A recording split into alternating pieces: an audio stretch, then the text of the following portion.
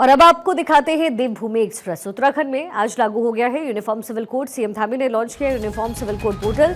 Uniform civil code नियमावली का भी लोकार्पण किया गया।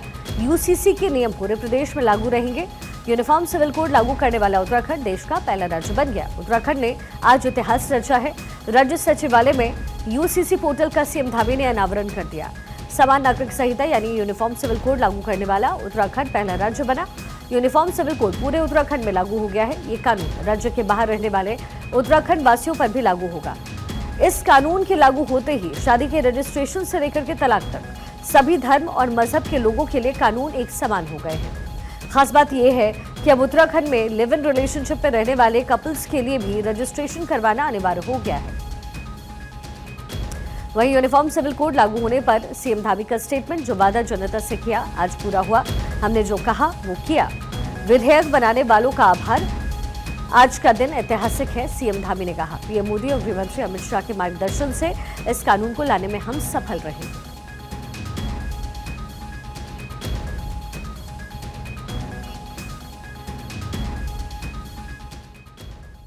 देवतुल्य जनता से जो हमने वायदा अपने आदरणीय प्रधानमंत्री श्री नरेंद्र मोदी जी के नेतृत्व में किया था, वो वायदा हम पूरा कर रहे हैं। और आज पूरी तरह से उत्तराखंड देश का पहला राज्य हो गया है देश की आजादी के बाद, जो इस यूसीसी को देवभूमि उत्तराखंड के हर एक नागरिक के लिए, चाहे वो किसी पंथ, जाति, समुदाय, धर्म का होगा, सबके लिए लागू हो जाएगा।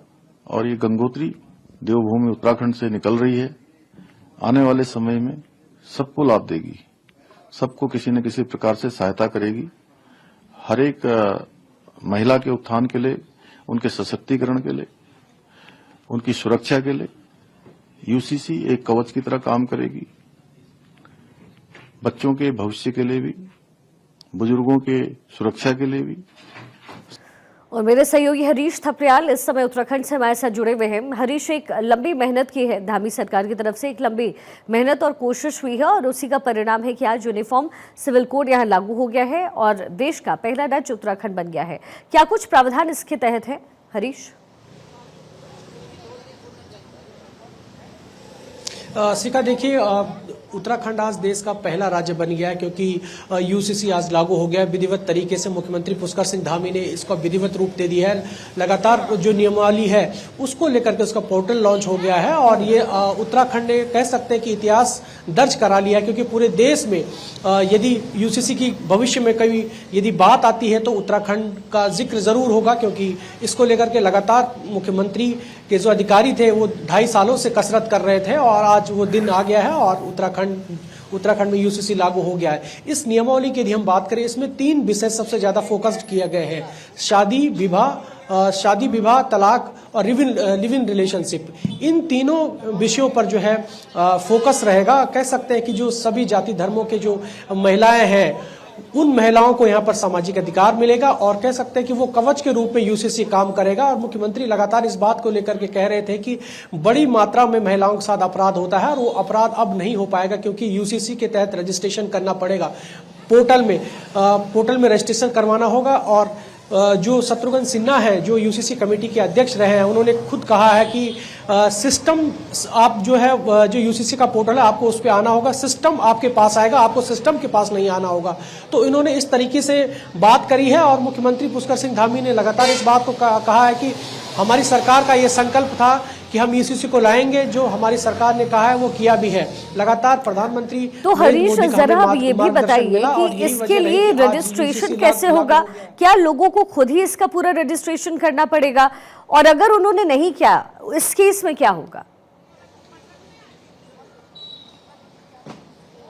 शिखा, देखिए, यूसीसी की एक वेबसाइट बनाई गई है। उस वेबसाइट पर क्लिक करना होगा, उस वेबसाइट पर जाना होगा। उस वेबसाइट पर सारे ऑप्शन आएंगे। यदि कोई लिव इन रिलेशनशिप को रजिस्ट्रेशन करवाना चाहता है वो ऑप्शन भी वहां पर खुला है, और यदि कोई तलाक लेना चाहता है तो वो ऑप्शन भी वहां पर खुला है। यदि कोई शादी का पंजीकरण करना चाहता है वो ऑप्शन भी वहां पर खुला है। यदि कोई व्यक्ति या कोई महिला रजिस्ट्रेशन नहीं कराता है तो उनके खिलाफ जो है कार्रवाई की जाएगी। 6 माह तक की कारावास इसका प्रावधान इसमें रखा गया है और 25,000 तक का जुर्माना रखा हुआ है। तो इस जो वेबसाइट है वो बाकायदा आज सार्वजनिक की गई है और जो चीफ सेक्रेटरी है राधा रतूड़ी, उन्होंने बाकायदा वेबसाइट के बारे में बताया है कि इस वेबसाइट पर आपको जाना होगा। यूसीसी को लेकर के एक वेबसाइट अलग से बना दी गई है और उस वेबसाइट के थ्रू उस पर जाना होगा। यदि कोई यूसीसी को फॉलो नहीं करता है तो उसके खिलाफ सख्त से सख्त कार्रवाई होगी। जी बिल्कुल। और हरीश, सबसे बड़ी बात यह है कि रजिस्ट्रेशन के साथ साथ कहीं ना कहीं लोग और ख़ास तौर पे जो महिलाएं हैं वो पूरी तरीके से आश्वस्त हो जाएंगी, क्योंकि जो रूल रेगुलेशन है वो मेजरली महिलाओं के लिए एक तरीके से देख सकते हैं। फिर चाहे वो लिव इन रिलेशनशिप को लेकर के हो, तलाक को लेकर हो, शादी को लेकर हो, या फिर प्रॉपर्टी में उनके हक को लेकर के हो। तो जाहिर है ये पोर्टल तो लॉन्च कर दिया गया हरीश, लेकिन अभी भी इसके ऊपर काफ़ी मेहनत करनी पड़ेगी धामी सरकार को। जी बिल्कुल सिका, देखिए जो चीफ सेक्रेटरी है राधा रतूड़ी, उन्होंने स्पष्ट कहा है कि अभी 6 महीने तक इम्प्लीमेंट होने में लगेगा और लगातार इसमें रजिस्टर। आज खुद जो 5 लड़कियां हैं उन्होंने अपनी शादी का रजिस्ट्रेशन जो है वो यूसीसी पोर्टल में करवाया है, वो रजिस्टर्ड हो गई हैं। ये एक ट्रायल के तौर पर किया गया था, लेकिन अब ये अगले 6 महीने तक सारे जो अधिकारी हैं, जिन अधिकारियों ने 2.5 साल की मेहनत के बावजूद आज यूसीसी को धरातल पर उतारा है, उन अधिकारियों की देखरेख में अगले 6 महीने तक इसका इम्प्लीमेंटेशन कैसा होता है, किस प्रकार की शिकायतें यहाँ पर आती है, लिव इन रिलेशनशिप के कितने मामले आते हैं, तलाक के कितने मामले आते हैं। तो ऐसे में जो सभी अधिकारी हैं जिन्होंने यूसीसी को लेकर के कसरत करी है, उन अधिकारियों की ये जिम्मेदारी होगी कि वो जो है यूसीसी पर रजिस्ट्रेशन करवाएं, क्योंकि इसके लिए अवेयरनेस प्रोग्राम भी चलाए जाएंगे। तो कह सकते हैं कि इस अभी 6 महीने तक का वक्त लगेगा। कौन लोग इसमें आते हैं, कितने लोगों को पता है कि यूसीसी जो है लागू हो गया, इसके लिए तमाम जिलों में 13 के 13 जिलों में अवेयरनेस प्रोग्राम चलाया जाएगा। सभी जिलाधिकारियों को इस बात के निर्देश दिए गए हैं कि जो शादियां होंगी वो इस पर रजिस्ट्रेशन होंगी। यदि इस तरीके से कोई नहीं रजिस्टर्ड करता है तो उसके खिलाफ जो है कार्रवाई की जाएगी। चलिए ठीक है हरीश, बहुत बहुत शुक्रिया इस तमाम इन्फॉर्मेशन के लिए। चलिए अब खबरों में आगे बढ़ते हैं। हरिद्वार से सांसद त्रिवेंद्र सिंह रावत ने एक बार फिर से कांग्रेस पर जोरदार हमला बोला। उन्होंने कहा कि विपक्षी कांग्रेस के पास सरकार पर आरोप लगाने के सिवा कुछ बचा नहीं है। साथ ही धामी सरकार की तारीफ की और कहा कि उत्तराखंड सरकार का यूनिफॉर्म सिविल कोड के वादे को पूरा करना सराहनीय कदम है।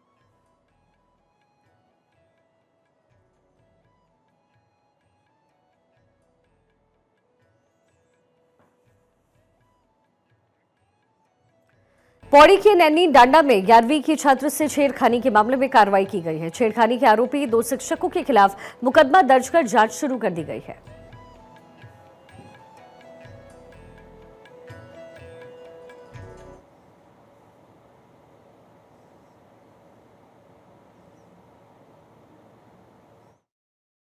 क्षेत्र में एक जनता इंटर कॉलेज है और वहाँ पर एक छात्रा ने 2 अपने शिक्षकों के विरुद्ध कुछ छेड़छाड़ संबंधी कोई शिकायत दी है, तो जिसमें तुरंत हमने संज्ञान लेकर अभियोग पंजीकृत कर लिया है सुसंगत धाराओं में, और शीघ्र ही उसमें विवेचना में जो भी तथ्य आएंगे उसके आधार पर वैधानिक कार्रवाई की जाएगी। वहीं उत्तरकाशी के सावणी गांव में आग से हुए नुकसान पर मुख्यमंत्री पुष्कर सिंह धामी ने दुख जाहिर किया। साथ ही आग से प्रभावित परिवारों को हर संभव सहायता देने के आदेश दिए। मुख्यमंत्री ने जिला प्रशासन को तुरंत राहत और पुनर्वास कार्य शुरू करने का आदेश भी दिया। उन्होंने जिलाधिकारी को निर्देश देते हुए कहा कि प्रभावित परिवारों को आवश्यक सामग्री, भोजन, कपड़े और अस्थायी आश्रय की व्यवस्था प्राथमिकता के आधार पर की जाए।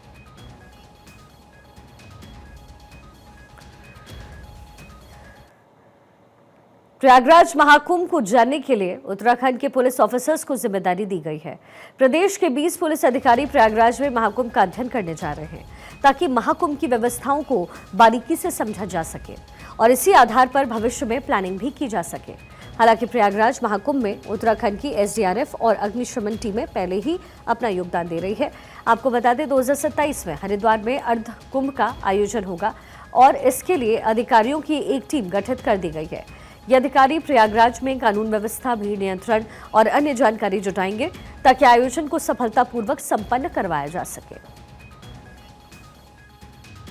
जो प्रयागराज में महाकुंभ चल रहा है, उत्तर प्रदेश पुलिस के आमंत्रण पर हमारे अनेकों पुलिसकर्मी वहां ड्यूटीरत हैं और क्योंकि 2027 में अर्धकुंभ हरिद्वार में आयोजित होगा, संपन्न होगा, उसकी तैयारी के लिए हमने एक विशेष टीम अधिकारियों की वो अलग से वहाँ पे एक स्टडी टूर पे जा रहे हैं, जो वहाँ की यातायात व्यवस्था, भीड़ प्रबंधन, कानून व्यवस्था की जो चुनौतियां हैं उसको वहाँ अध्ययन करके मौके पर वहाँ से अपने अनुभव लेकर आएंगे। सीएम पुष्कर सिंह धामी ने सोशल मीडिया प्लेटफॉर्म एक्स पर इस बार टिहरी गढ़वाल का वीडियो अपलोड किया। इस बार उन्होंने देवलसारी के कुणेश्वर महादेव मंदिर की महिमा बताई है। सीएम धामी ने लिखा है, जनपद टिहरी गढ़वाल के देवलसारी में भगवान शिव को समर्पित कुणेश्वर महादेव मंदिर लाखों श्रद्धालुओं की आस्था का केंद्र है। हर एक वर्ष देश विदेश से अनेक श्रद्धालु यहां पर दर्शनार्थ आते हैं और अपने उत्तराखंड आगमन पर यहां अवश्य पधारते हैं और आप भी पधारें।